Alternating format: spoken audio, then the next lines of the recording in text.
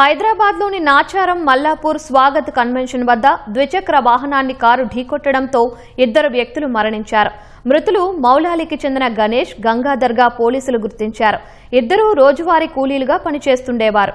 వారు మరణించడం వల్ల ఆధారం కోల్పోయామని కుటుంబ బంధువులు ఆవేదన వ్యక్తం చేశారు. న్యాయం చేయాలని ఆందోళన దిగారు. పోలీసులు కేసు నమోదు చేసుకుని కారు వదిలి పారిపోయిన నిందితుల కోసం గాలిస్తున్నారు.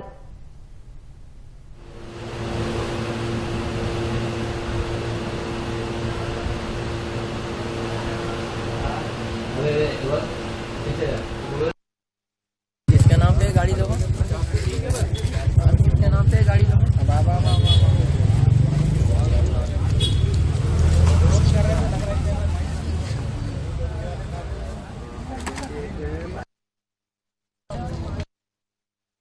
కార్ ర్యాష్ గా తాగేసి వచ్చి యాక్సిడెంట్ చేసి ఇద్దరిని చంపేసి స్పాట్ డెడ్ అయిపోయినారు సార్.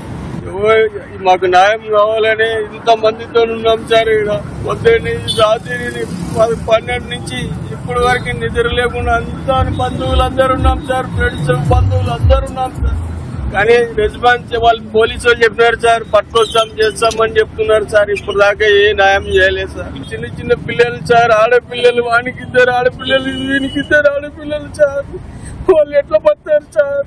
పిల్లలు ఉన్నారు,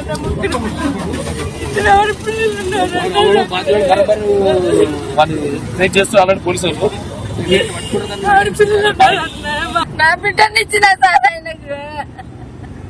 నా పిల్లలు ఆగమైపోతారు. అది ఎక్కడున్నా రావాలి, వాడిని తీసుకురావాలి. మీరు వాడిని తీసుకొచ్చి నాకు న్యాయం నడిపియాలి.